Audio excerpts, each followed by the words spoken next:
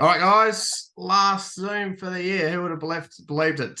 Seems like only yesterday we started pre-season. Um, Once again, we have a really special guest, so I don't want to spend too much time talking through what I've got to talk through, but there are some announcements to make. We've got some milestones, all field umpires. Tyler Crow's doing his 50th, Stephen Panger doing his 100th, and Sean Field doing his 200th. So well done to you guys. Some grand finals this week. I'll just announce the field umpires. Women's Divi 5. You'll hear a couple of Rowsons here. They've umpired really well this year, so they deserve their opportunity. Martin Dawn and Cody Rouston in Divi 5. Bentley Galpin and Chris Robinson in Women's Div 3. Michael Jolly and Jesse Rouston doing the Women's Div 1 reserves. And our Women's Div 1 field umpires this year, Iggy Mariolis and Matthew Jake. So well done to you guys. Really good years and all the best for Saturday, which is looking like it's going to be a beautiful day and exciting day for all those guys. Now we've hit finals. I normally ask you to get to the ground 45 minutes before the start time. I'm going to push it out to an hour before, and that's Phil Bander in goal. At the moment, we're getting a few rock up way too late. So if we can aim for an hour before, and then if you are running a little late, just let everyone know. You'll have a bit more time up your sleeve. But obviously the importance of the games, we want to be there getting ready a little earlier than we normally do. And that is it. So as I said, we've got a really special guest on the line. It's a gentleman I've never met before, but watching him on TV and in games, he is super impressive. So I'm really looking forward to having a chat. You'll recognise him from the number he wears in AFL games. He wears the number 23. He's pretty much in all the big games. You will look at the game of the week and you'll see him around the ground. And I know he's been emergency for the last couple of years at AFL Grand Final, going really, really well again this year. So without any further ado, I'd like to welcome Rob Finlay to the Zoom. Rob, did you want to unmute yourself and come and say good day? Yeah, thanks, Colin. Nice to meet you all. Always love getting around to different umpires groups, and I try and do that as much as I can here in Melbourne. But it's good to venture out to another state as well. Yeah, we did have Brett Roseberry, who's spoken to us before, was able to have a word to you to come on, and he mentioned that you're going to be driving somewhere on the way. Hopefully you stay safe during this interview. Yeah, no, yes, very true. I won't be driving. I'll just be stuck in this car park at gymnastics with the kids. I've laid down the law that then when they join the car, they've got to be deadly quiet. So that's almost guaranteed not to happen. So I'll apologise in advance. So how many kids have you got? I got 4 kids. So a 10-year-old girl, a 7-year-old boy, a 5-year-old girl, and a 2-year-old boy. So I've got 3 of them with me at gymnastics at the moment. So yeah, a car full. Well, I've gone down that track. I've got 4 boys, so I know exactly where you're at, and you're a little younger than mine, so it's busy times. busy times. No, yeah, absolutely. And I'm likewise trying to get a few of them into umpiring, so we'll see how I go. My daughter started off her first season of football this year in the under-12s at the local club and had a ball. She won the most improved trophy at presentation yesterday, so she's smart. She's a good athlete. She loves the game. I think she ticks all the boxes for a footy umpire, I reckon. Brilliant. Yeah, no, it's great having kids involved. Best pocket money you can find from too. So yeah. Without me outlining any facts and figures, probably best you explain your career. Tell us how it all started for you and your journey through the grades and to the AFL. Yeah, great. So yeah, there's a good segue actually, because it probably was about the pocket money to start with. So I started when I was 15 years old. I was a mad cricketer, loved my cricket. Dad was a keen cricketer as well, so I used to follow him around all summer, played cricket, but never really had a winter sport to play as well to keep me occupied. I went down to the local under 15s training session, thinking that I was going to play footy for the year. The coach was kind of the husband of a family friend, so it was all sort of set up nicely. And I got down there and I just didn't click with the coach or anything like that. So I thought, no, I'm not sure footy's for me. fortunately had another family friend who umpired at the local junior umpires group at Dandenong District Junior Football League. So he said, why don't you come along and see how you go? And yeah, obviously the best thing I could have ever done, I reckon. So I got down there as a 15-year-old, and it was just a really family friendly, supportive, like fiercely supportive organization who looked after their umpires, and took a shy young boy like me and turned me into a field umpire. So it was good. And here I am nearly 30 years later. And it's been a really, really long journey. So I umpired there at the junior comp for 4 or 5 years. I think, my first grand final was under 10s goal umpire. I hadn't goal umpired all year. I don't think they needed extra goal umpires. Obviously hadn't done a great job in the field. So they put me in the goals, and that was my first grand final. It was great to be involved in, and I think in subsequent years did a couple of grand finals, and eventually my advisor, who was a guy by the name of Huey Moore, who, like I said, was just fiercely protective of his umpires. He pulled me into his boardroom, and when you get pulled into the advisor's boardroom, it's never, you're never thinking that it's going to be a good conversation. But this one was, and he said, look, I reckon you've got what it takes to go all the way. And I also know that I've done as much for you as what I can down here at a junior comp. So he encouraged me to go to the local seniors organisation. Nice. So how did the AFL pathway eventuate? When did you first really think it was going to be something that you could do? I think I always had a pretty good faith in my ability, that as long as I sort of worked hard, I would get there. That certainly got challenged at different times throughout. So, I was probably 18, 19 when I went down to the Mornington Peninsula Nepean Football League, or the umpires group was called the Southern Umpires Association. So I went down there, but I was, 18, 19. I just sort of finished, high school. I'd started university. So I had all this extra sort of freedom that I wasn't used to. And not that I went off the rails or anything like that, but I probably wasn't as serious about my umpiring as what I should have been for a couple of years. Did a year or two there.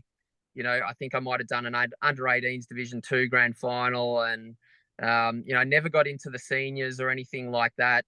I was probably a bit lost with my umpiring and not committed enough. But then I had 2 years of that, and probably, to be honest, getting to the point where I'm like, is this even worth continuing on with? And we had they had a change of leadership in the coaching staff down there, and a guy called Peter Marshall, who used to umpire in the AFL, did about 30 or 40 AFL games, I think. He came down as the new advisor, brought in a new crew. He had Michael Viney as his assistant coach, and he came down and watched me in a preseason game because he was appointing people to preseason games based on what they'd done in previous years, and put me in a Division 2 reserves practice match or something like that. He just happened to catch the last sort of 20 minutes because I think he was umpiring in the senior game. Had a bit of a look and sort of thought, as he told me later, what the hell is this kid doing running around in the reserves? So the following week was the last week of pracky matches. He put me into the seniors, Div 1 seniors, for the pracky match. Did well, and then sort of 3 weeks later, I was umpiring an under 18s TAC Cup game. So TAC Cup here is, the pathway for the young superstar kids to get into the AFL. And they used to have a spot once a week for a local umpire to come down and try out. Otherwise, it was umpired by the local, by the state league umpires group. So I got the chance to do a game then, and I went okay. And then, fortunately enough, there was a spot that opened up later in the season as well. So I got to do a second one, which was pretty rare. And obviously the VFL liked what they saw out of those couple of games, so they invited me down to trial for the development squad at the VFL the following year.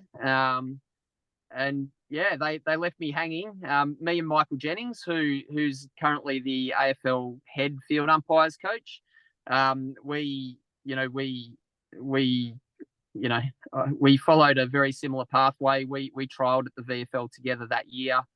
I remember one night at training, they reeled off a list of names. 2 weeks prior to the season, reeled off a list of names and said, like, if I called out your name, please stick around. The rest of you can head outside. And there was basically about 4 of us that got sent outside, and we sort of didn't know whether it was a good thing or a bad thing. And as it turned out, it wasn't a good thing at that stage. All the people, once they filtered out of the meeting room, sort of said, "Oh, we got told we're on the list." And so we sort of found out that we had one last chance that weekend to impress, to see if we could get a spot. And yeah, they left us hanging. I think the last training session before they told us, I think we had to do something like 50, 100-meter sprints or something like that. So we're out there doing all these sprints, thinking that we're going to get cut at the end of the training session anyway. But luckily, Kevin Mitchell, who was a massive figure in umpiring in Victoria, he pulled us both aside, me and Michael, at the end of training, and said, "You've just scraped in." So here I am, still going around, and Michael's the coach of the AFL. So we've obviously come a long way since then. We actually had the National Masters Championship in Adelaide last year, and Kevin Mitchell was over helping run that. So a few of us got to meet him. So I know who you're talking about. Yeah. So what year was it you first hit the AFL ranks, and how many games have you done so far?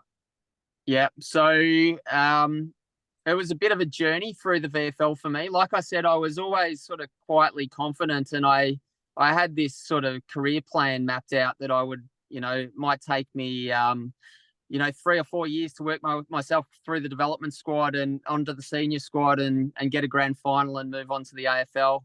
But in the end, that 3 or 4 year time frame ended up being 9 years before I got to the AFL.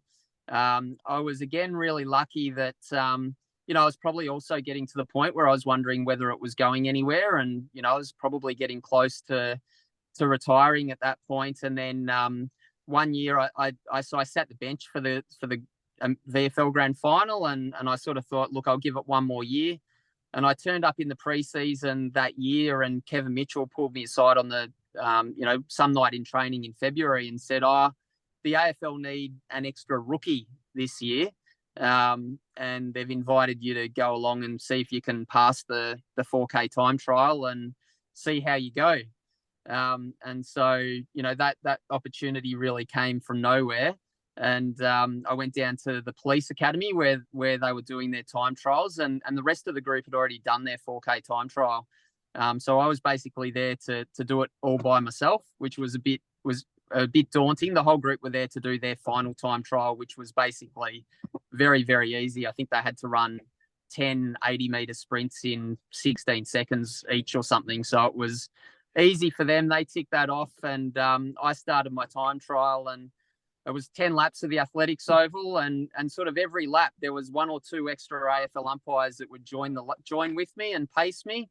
And by the time I got to my last lap, the whole group was running around with me and dragging me along. And we got to the last 100 meters, and they all sort of peeled off to either side and let me sprint the last 100 meters by myself. And I made the time and got through. And they, Rowan Soers and Jeff Geeshan came across and congratulated me and said, "Yep, we just needed you to get through the time trial. So well done, you're a rookie." So that was 2008.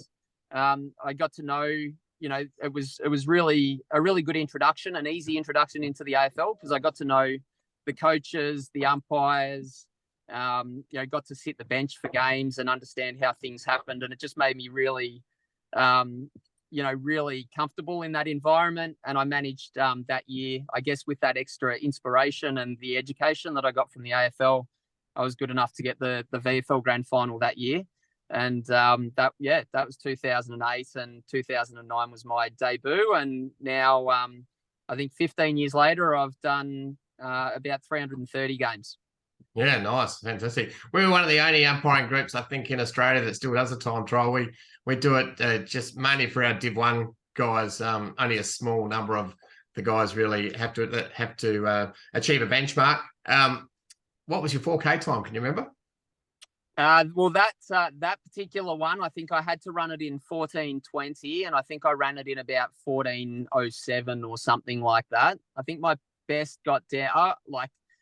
I was an okay runner, but never an elite runner. I think my best got down to about 13:50. I think my best achievement in a time trial at the AFL, I think, was over a 5K time trial. I think I ran 17:20 or something like that. So that was probably as fit as I've ever been. And certainly wouldn't run that these days. Like you say, we don't do a time trial anymore. I think they found that that probably just caused more injuries than anything. You know, people training really hard over the preseason to meet a time trial time. They might tick the box in the time trial, but they'd be a bit more fragile for the rest of the year. So it was also difficult, I think, for the more experienced umpires. That became almost the thing that limited their ability to keep umpiring was whether or not they could pass the time trial.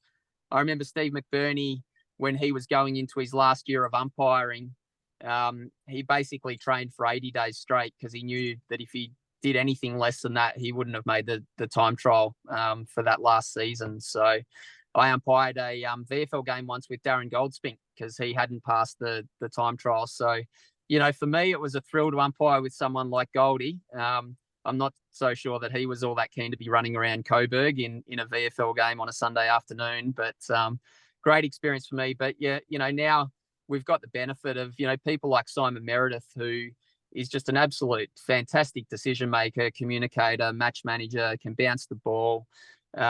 He wouldn't get through, a time trial now that has, strict time limits, and yet he's still able to go out there and umpire it, as one of the best umpires on our list and do grand finals. So I think it was a good move to can the time trials. I was certainly a fan.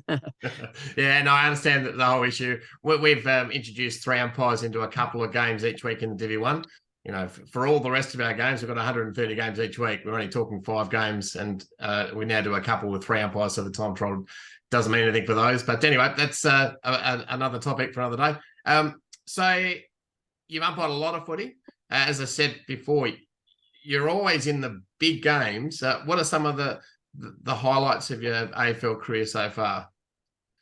It's funny. Like this year, I certainly do feel like I've been in a lot of the big games. I remember a friend of mine saying to me a few years ago, he's like, I had to look in the newspaper to see if you were still umpiring. I thought you might have given it away because I wasn't in any of the big games. So it's funny. It's funny how it rolls a little bit. But certainly, the finals that you do, especially your first final. My first final actually was a little bit different to most. I'd been selected to be an emergency umpire for a game at Marvel on the Saturday night. And I got a phone call at 9 a.m. on the Saturday morning from Rowan Saws, and he said, What are you doing? I sort of said, yeah, getting ready for the game tonight. He's like, do you think you could be at the MCG by midday? And I said, I could probably do that. That'd be fine. And he's like, and not to sit the bench, but to actually umpire the game. And I'm like, what are you talking about? And one of the umpires, Scott Jeffrey, his wife had gone into labour that morning, so he'd pulled out of the game, and I got a Guernsey. If it had happened any later than that, it would have been probably too late to get me there, and the guy that was going to be the emergency umpire for that game would have done it instead. So the timing all lined up well for me. That was Collingwood West Coast, and it was a good final. So yeah, I did the I think it was the West Coast versus Collingwood. I can't recall if it was a qualifying final or an elimination final during the COVID year, during the lockdowns.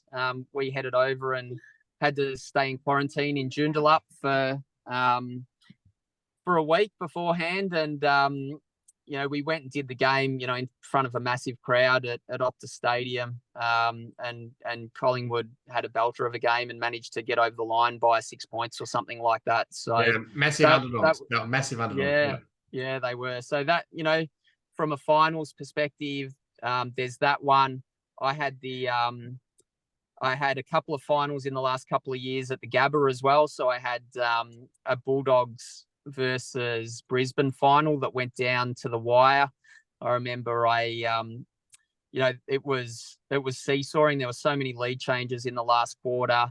I think scores were level at one stage, and I think it was Bailey Smith kicked a goal from the boundary line. Like, it was a miraculous goal, and I'm like, oh, that's it. They've got this game won. Like, it was 30 minutes on the clock or something like that. So I thought that was good. Then Brisbane rushed it up the other end and kicked a goal, which meant scores were level again, and it was my turn to come in and have a bounce.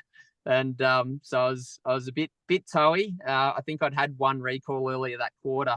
So Matt Stevic said, do you want me to stay and bounce it? And I thought, no, I've got to do the team thing and stand up and come in and bounce it. So I bounced it. It was a good one. Unfortunately, Oscar McInerney came across, he blocked his opponent and gave away the free kick. Bulldogs rushed it down and kicked a point to win the game. So, that was a big moment. And then the following year, I think I had the Richmond-Brisbane final at the Gabba as well, which went down to the wire too. So, those are massive games. Anzac Days, I've been lucky enough to do 3 Anzac Day games as well. The first one I did, I was absolutely terrified about leading into it. And it was a great experience. Once you're out there and the ball's bounced, it's, you switch into game mode, but that you sort of know what a big occasion it is, especially during the last post and the national anthem and all of that sort of stuff. It sends shivers down your spine.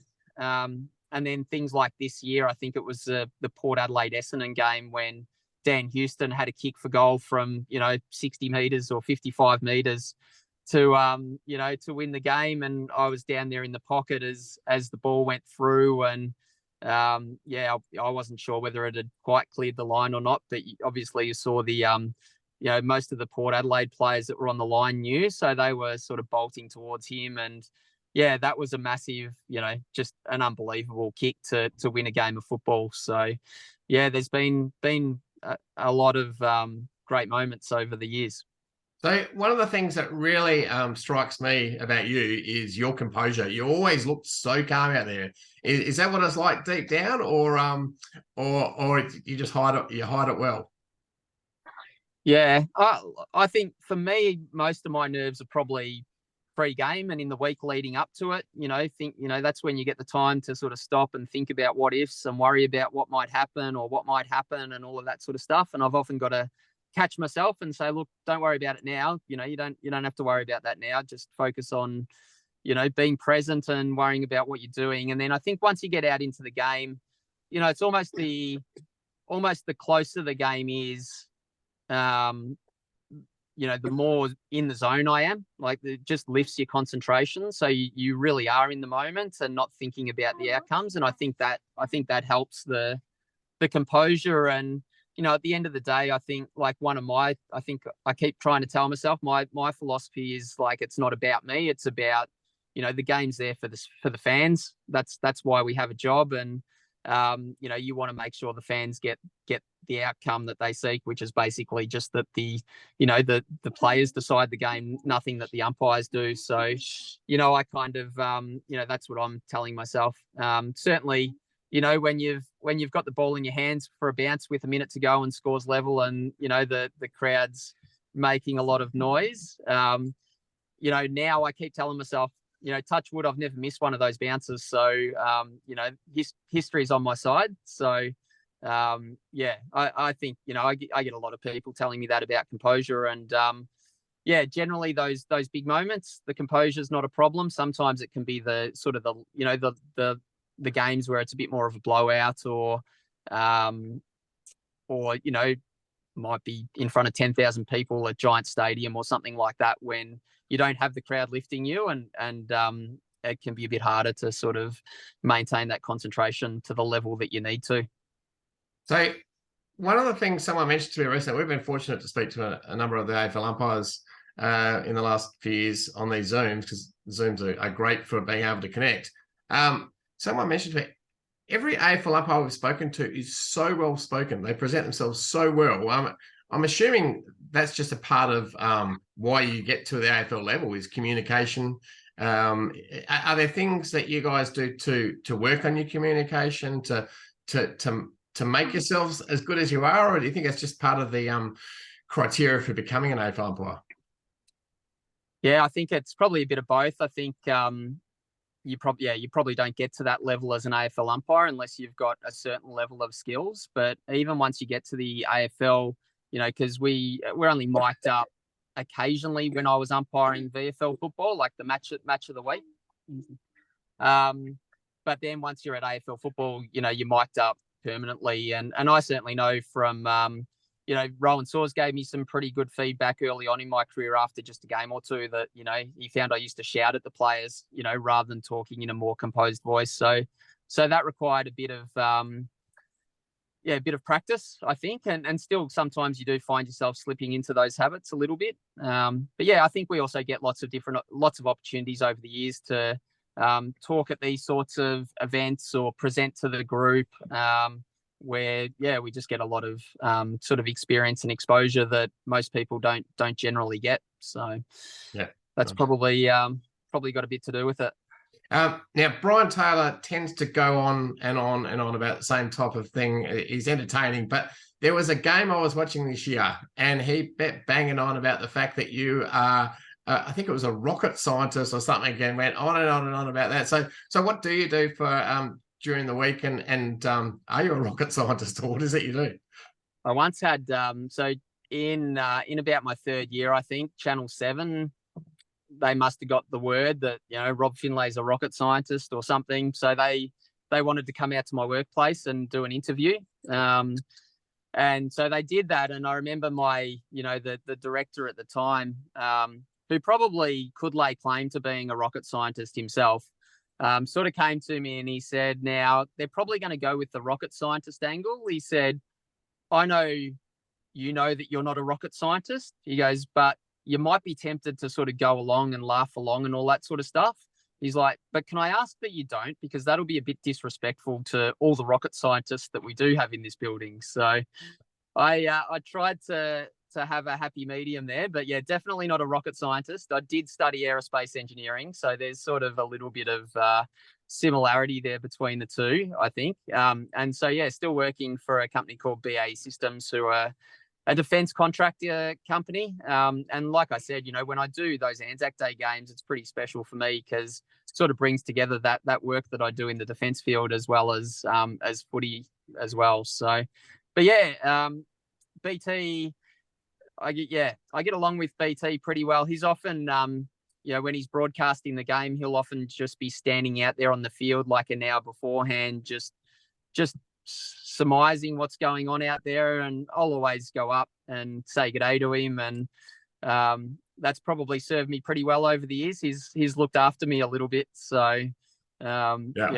No, that's nice. So I mentioned from the top of my head, and you'll have to correct me if I'm wrong, is it the last 2 years you've been emergency for the AFL Grand Final? I guess on one hand you must be thrilled to be a part of it, but probably a bit disappointed that you're not actually out there yourself. Yep. So I've only sat the bench once for the grand final, and that was in 2020 during the COVID year. That was also sort of the first year that I did a prelim final as well. So umpired really well. I knew I was in the mix, and it's the first time. Like, it's a pretty special position to be in, to be waiting for that phone call on the Monday afternoon to tell you whether you're going to do the grand final or not. And I think, I remember Simon Meredith giving a speech about 10 years ago about, it was just after, it was the preseason after he'd done his first grand final. So he was talking about his journey and what it was like to do a grand final and all of that sort of stuff. And now he's done 6 or 7 or 8 grand finals. And he talks about being a lion, being the predator who wants that grand final. And I remember he gave that speech and sort of said, look, if you don't want to do a grand final, I don't know what you're doing in this room. And I sort of sat there and thought, gee, do I really want to do a grand final? Like, there's a lot of pressure on you when you're doing a grand final. And so what probably wasn't until I did that prelim final and was in the mix waiting for that phone call where I'd sort of realised, yeah, I do want to do a grand final. And as the phone call started to be made, Sean Ryan got the first phone call and they said to him, you won't be doing the grand final. And so he texted me and he said, mate, I think you're in. Like, I'm not doing it. That means that there's only sort of 4 left. And, I think you're in. And anyway, I think 10 minutes later, I got a phone call from Hayden Kennedy. Tell it, g'day, Roberts, Hayden, congratulations, mate. I thought, oh, this is fantastic. Just want to let you know that you're going to be the emergency umpire this weekend for the grand final. And yeah, it was a disappointing moment. I think my wife was probably even more disappointed than me, and my parents and all of that sort of stuff as well. And I think in the weeks that followed, I sort of said to Ray Chamberlain, I said, oh, it's so tough. Like, it's been such a big year, and the mental toll of getting through the final series and waiting for the phone call and all that. Like, it's just hard to imagine that I've got to do all that again next year if I want to do a grand final. And he said, mate, you're not Robinson Crusoe. Like, that's the story of my umpiring career. So that sort of put things into perspective for me that, it was a great year, but it was only sort of a building block to further years. I did and I have done another prelim since then, but I wasn't. That was the who was it? It was over in Port Adelaide. Port got smashed, I think, by the Bulldogs. Yeah. So I did that game, and that was, again, we were sort of in a bit of isolation because of COVID. So we were almost living out of Perth at the time. We had to fly to Adelaide, do the game, fly back to Perth, and then I got I think called into Michael Jennings' room that night to say that I wasn't going to get the grand final, which I didn't expect so much. Like, I thought I was a real chance the first time, probably because I knew how well I'd gone and still missed out the first time. I probably knew I hadn't had quite as good a season in a final series the second time round, so it wasn't really a surprise. But got another opportunity this year, so we'll see how that goes. And one extra spot. There's no emergency this time. Exactly. So you obviously had a good year. The finals are coming up, and obviously got a couple of big games before we get to the grand final. But if you did make it all the way, what would it mean to you? Yeah, like I said, it's really it's probably like the final item in the bucket list to tick off, really, in my umpiring journey. I think you put so much time and effort over 29, 30 years that it would be amazing to have a grand final to show for it, to be a member of that grand final umpires club, to have your name on the website, or we probably don't have honor boards these days, but we have websites. So to have your name on there listed alongside, all of those other legends that have gone and done grand finals before, I think would be great. And it would also just be, an indication to me that, I got to where I wanted to get to in umpiring, and left no stone unturned, and got the rewards for doing that. So just be something that no doubt would be a very pressure filled week leading into it, but something that I think I could look back on for the rest of my life and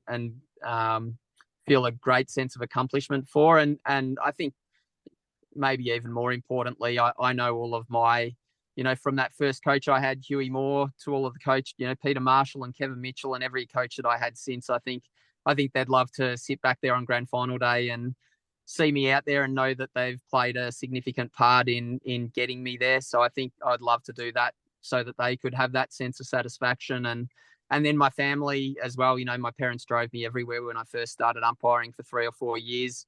I've got my daughter here pointing at her as well. I know the kids and my wife Olivia would be super stoked. They obviously have sacrificed a whole heap over the years to let me keep umpiring. And so I think they'd all be pretty excited to be at the G on the last day in September watching me out there. Oh, fantastic. Well, I know you've got some fans actually on the Zoom here. I know that people really like the way you umpire, the way you conduct yourself. So we're certainly rooting for you, that's for sure. Do you know which final you've got? Has that been announced yet? Or they told me today. I don't think it's been announced, but I'm sure you'll keep it quiet. So I'm doing the Carlton Sydney game Friday night at the MCG. So Should be good. Really looking forward to it. Yeah, brilliant. Well, we've run out of time for anyone to ask questions. We normally get guys wanting to come on, but we haven't. Oh, Ali, did you want to make a quick mention? We've got 3 minutes left. Please. Yes, I do. Rob, it's Alison from BAE Systems, so also umpire with Colin. Yes. And Colin, I wanted you to know, given I work in a comms media role, that when I found out that we had an AFL umpire in the workforce, we did promote Rob widely. And Rob, please keep us in the loop if you do get that GF, because I'd be more than happy to promote you across social media and everywhere else we can. And yeah, congrats. I've just really enjoyed your overview, Rob. So thanks so much for tonight. No, thanks, Ali. Nice to see you and talk to you again. Yeah, hopefully I'll have some good news to share. Ali did a women's grand final on the weekend and did extremely well. So, well done. Great work. Yeah, and look, your words tonight, just your stories, really good advice for where we're at. We're just finishing our women's finals, and our men's finals start this week. So a lot of your experiences, a lot of your thoughts, I know that those listening will really take them on board as we go forward. Really appreciate your time. Our time's about to run out, and I know that your kids are desperately wanting you to pay some attention to them. So we'll wind it up now. But thanks once again for sparing the time. It's been fantastic speaking with you. No, thanks for the opportunity to meet a new group of umpires and yeah, totally enjoyed it. Good luck for the final series, everyone. All right. That winds up our Zooms for 2023. Great that we've been able to finish on a high. And we've got a Umpires Association barbecue on Wednesday night. So we'd love to see you at training and look forward to what's ahead. So good on you guys. We'll catch you later. See ya.